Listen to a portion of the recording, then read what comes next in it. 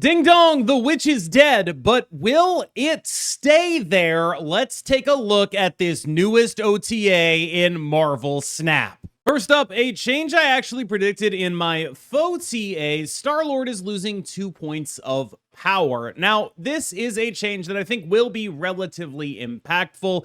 There was not really much of a need for him to be as big of a guy as he was, and frankly, a lot of Star-Lord decks also depended on him being that size of guy, so they could take priority going into the final turn of the game. This kind of thing was a pretty big part of how Star-Lord decks tended to play out. It would be a Star-Lord, and then maybe you'd Grandmaster that Star-Lord after absorbing mana on another lane, or maybe you'd Arnim Zola that Star-Lord, and basically it would add up to a pretty large man by the time you got done with it. Usually it would be 2 procs of Star-Lord at about a 7 additional power. With multiple versions of this, that would be a very difficult thing for a deck to overcome, leading to it losing to various Alioth shenanigans and whatever comes out on the final turn of the game. Now, this does mean that the point output in this deck is less by a pretty notable margin, and I think that the impact on that final turn priority will be the thing that this is felt in most of all. But Star-Lord still strikes me as the kind of deck that you can build around and win with. I think that long-term, this is the kind of thing that puts it in a Mr. Negative-ish type of role in the metagame, where what really you look for with Star-Lord is how much people are playing it. I think that the longer this card is out, the more people are going to get used to the fact that it's relatively easy to beat with things like Cosmos and Daredevils to target those Cosmos or the card Supergiant. But those are not hard counters the way Mobius is for a Mr. Negative, which I think will largely keep Star-Lord's play rate above his biggest comparison point. In addition, I think that it is very reasonable to expect this deck to still be around and still do scary stuff. It's just gonna do that scary stuff a lot less reliably, and it's gonna have a very notably fewer amount of points when it does it per game. Do I think this is enough to kill the card? No, and I also think that is the right decision. I've seen a lot of discussion in Marvel Snap spaces that would indicate that what a lot of people want is for this guy to just go away forever. I think that we've learned from Mr. Fantastic First Steps that when that is done, an even larger contingent of people realize that they actually didn't want that. And I think that this is a good direction for them to go in, even if I think it's possible it needs to get hurt a little bit more in the future. This is the kind of thing where you can start taking a look at it and saying, okay, well, what if when you Zola'd this guy, you had 4 less points on the board? Is that a meaningful change here?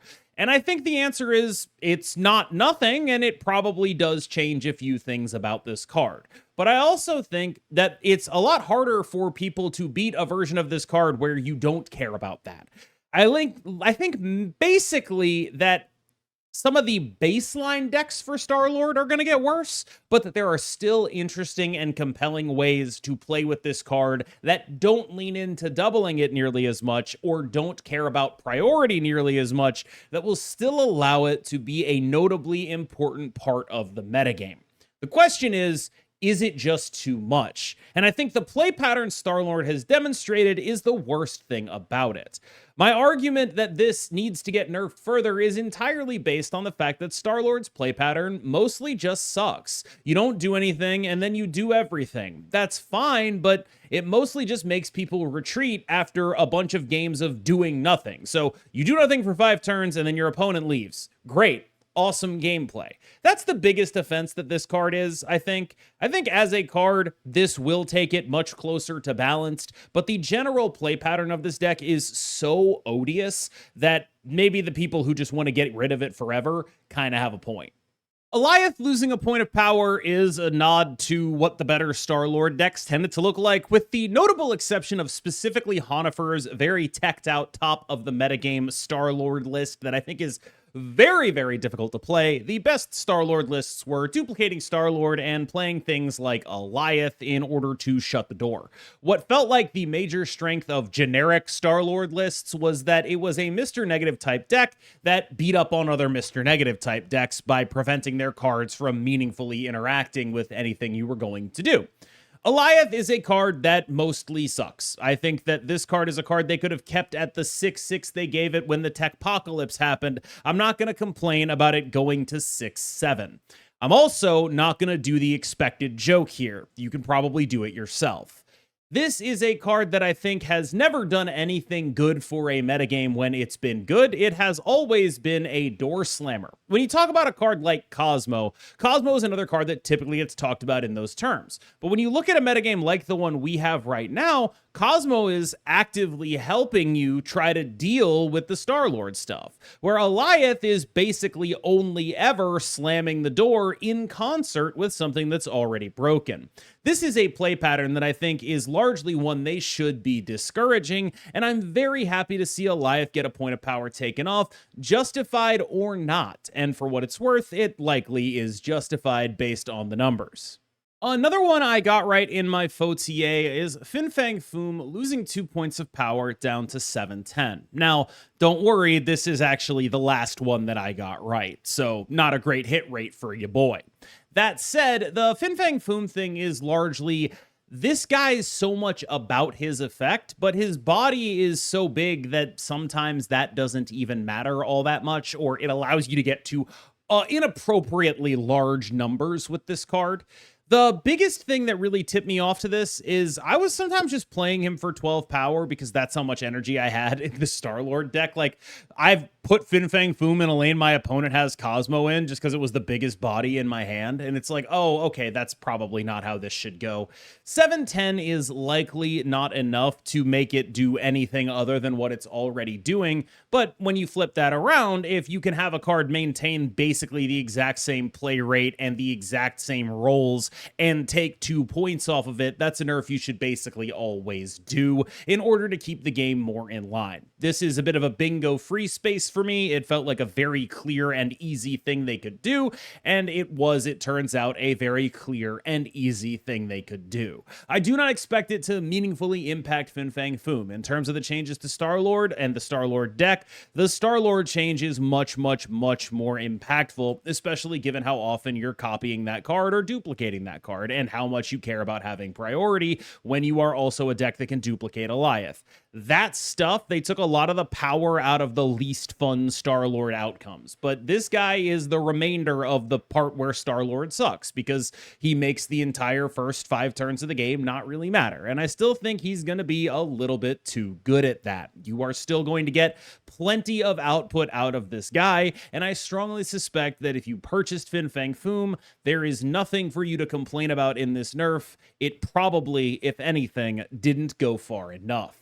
Next up is Rocket and Groot getting its point of power back that it lost a while ago. This card released at 3/3, got nerfed to 3/2, and basically immediately disappeared. But since this card was nerfably good, a lot of things have happened in the Marvel Snap metagame, most of them relating to how combo-centric it has become. It's been a while since we've been playing cards like Rocket, Raccoon, and Groot, and a lot of that is because it's just typically been better to do things that duplicate themselves instead of playing just a linear good stat guy. The one deck that actually still plays linear good stat guy and might be interested in this is Supergiant, which I think is kind of an interesting way to go about playing this card. I can see that being a meaningfully useful thing for what Supergiant is currently doing. Supergiant is kind of the last vestige of old school curve out stats decks. It uses cards like Negasonic Teenage Warhead and Cosmo to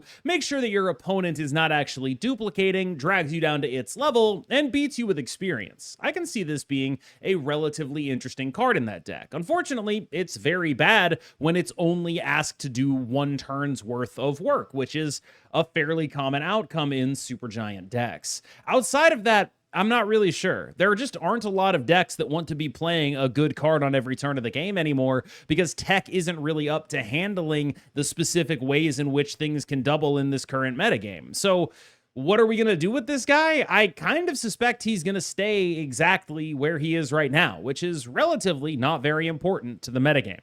After the last OTA with the buff to Nightcrawler to 1/3, the joke was Jeff is now totally useless. Now he goes to 2/4 and is still Not great, largely for the reason I discussed. This is a card that I think does some interesting and compelling stuff, but being able to be played in specific locations that you otherwise can't get to is a clause that doesn't really happen a lot of the time. And since Jeff's time at the top of the metagame, there just are a lot better twos now. People talk about this like it's power creep, but I honestly don't even really think of it in that way.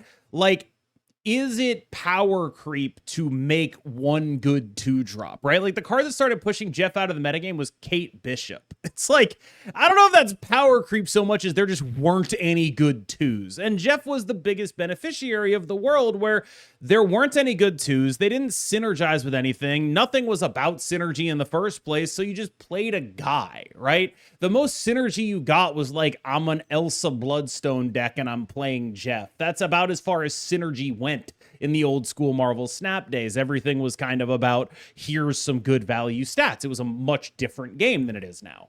And Jeff going to 2-4, I mean, yeah, that's super nice. But now you're looking at him and you're like, oh, there's no synergy here. What am I going to do with this? And so unless you are going to be an Elsa Bloodstone gamer, unless you're going to be a move gamer, like at this point, when you evaluate cards, you have to evaluate what their synergy packages are. What package does this go in?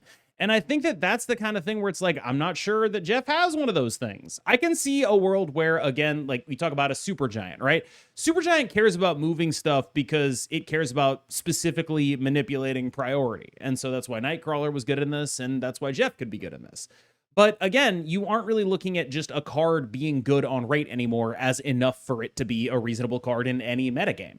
This is a card that is reasonably good on rate, very solid, I think, but we don't care about that. We're not rate gamers. We are combo gamers. That's what the metagame is about. That's what people are doing. And if you're not a combo gamer, well, you're a very heavy synergy gamer, things like the Batroc deck. And I don't know that Jeff is good enough to make it into the Batroc deck. He might be, he might slip in there, but my instinct is I care way more about having 1-drops in my deck, a la Nightcrawler, in order to make sure my Shou-Lao is reliable than I do about getting Jeff in there. And so I kind of think that this is a card that it was originally powerful thanks to its flat stat ubiquity. This was just the best value 2 you could play.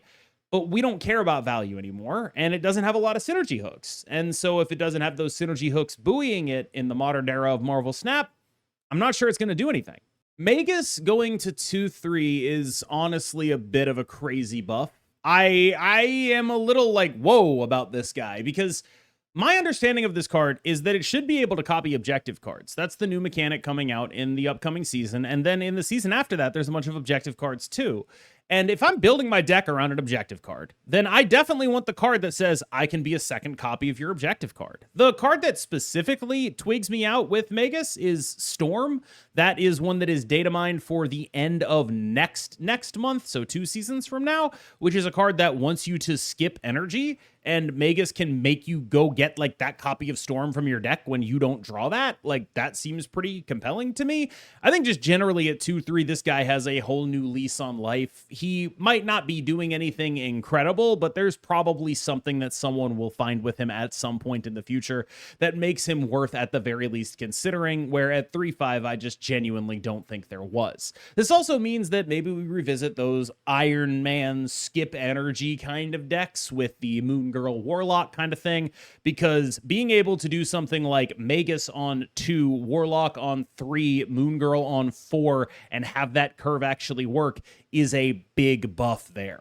Unfortunately, there is one major potential downside to this change to Magus, and it is Cerebro 3. Now, I do realize that it is possible to need other cards that cost 3 in your Cerebro 3 deck. Cards like Luke Cage and Cosmo have been very important parts of Cerebro 3, but I think the upside on this guy giving you any kind of real shot to actually get the Cerebro on the final turn of the game is just going to be worth it. I think that it probably will get a little overstated because I really do like the other 3s that I have access to in the deck. I really do think that, like, oh, this Luke Cage is really important. This Cosmo is really important. All of that, super valid. Totally understand it. I can't use this to go get a Mystique. I get that. But there are so many, like, very mediocre 2s that I'm willing to just put a 2 in my Cerebro deck that is just going to give me a shot at getting Cerebro more. And I'm going to say that that's probably going to be an upgrade. If it ends up not being an upgrade, I could see that. But I do think that baseline, it's the one thing I'm scared of here. Sebastian Shaw is getting a buff from 4 power to 5 power, which is very valid. Sebastian Shaw's biggest problem has basically always been that there just aren't enough things that work with him better than they work with the other payoffs in a Surfer deck. The only chance I saw for him breaking out of this was the data mined version of Shang-Chi Master of the Rings, but with the nerf to it, it just doesn't really seem like a reliable enough thing to be doing. So Sebastian Shaw should have a better stat line. And I think I basically buy the premise of this. Sebastian Shaw should not have a worse stat line than Cyclops. Yeah, that's fine. I'm basically okay with this. Will this meaningfully change anything about this? Not exactly, I don't think. I think Sebastian Shaw is just going to be a little bit better. And if that's the goal, then that's very fine. But if that's the goal, I worry that that might not be meeting audience expectations, which is kind of what I wanted to talk about on the back end here. I think that there is an expectation among the audience that these OTAs be drastic, be big changes, and that in the world of Marvel Snap that we currently live in, where things are defined by like combos and synergies, that it feels worse and worse to see the back end of most OTAs be like, here's +1 power, here's -1 power to some cards that probably won't matter. And I would like to argue against that because I think that those +1, -1s, while they aren't something to get excited about, they are actually important for the health of the game in terms of just upkeep. It's important that older cards get those +1s. It's important that this kind of stuff gets fixed, even if, for example, I don't think Jeff is going to be good. I don't think Sebastian Shaw is going to be good. I don't think Rocket and Groot's going to be good. It is objectively a good thing for those cards to get buffed, because if they can get the buff and still not be good, that means that it is good that they got buffed. That means that that buff was the correct direction. And I think that like what's happening is a lot of people who've been playing this game for a while are just like, I just want to feel something different. I need to feel something. I need to eat a hot Cheeto right now. And I don't know. I just think that like there's something to be said for like actual good stewardship of your game. Like I think the longer you've been playing, the more you've experienced, the more of an appetite you have for things to go further, right? You want things to be a little more drastic, or maybe you've been playing for long enough that you think you know what would be the right thing to do, and you think it's more drastic than what they've done. And I can understand that perspective, but I also just think that like, even if the back 5 changes of an OTA aren't something to get excited about, what really carries the OTA is the front anyway. And I think we nerfed 5 points out of the Star-Lord deck. That's a reasonable enough OTA to me. But I do kind of wonder about like the people who see all this +1, -1 stuff and reduce it to nothing. Because I think the +1, -1 stuff is pretty important to keeping the game healthy. If they just didn't do any of that +1, -1 stuff, it'd be pretty worrying. And if they took much bigger swings, they'd be risking a lot of downside for not a lot of upside. Granted, I think they should take some more swings on stuff. I think I'd like to see a bigger Infinity Ultron. I think I'd like to see a bigger Cosmic Ghost Rider. I think I'd like to see a lot of things that are maybe a little bit more ambitious. But I think the worry is that when people give the feedback of don't do the +1, -1 stuff, a lot of what comes across is don't do this and not I want more than this. And I think it's probably important to phrase that feedback in that way, because otherwise I think we run the risk of telling them the wrong stuff. As always, I've been KMBest, you've been phenomenal, and I will see you in the next one.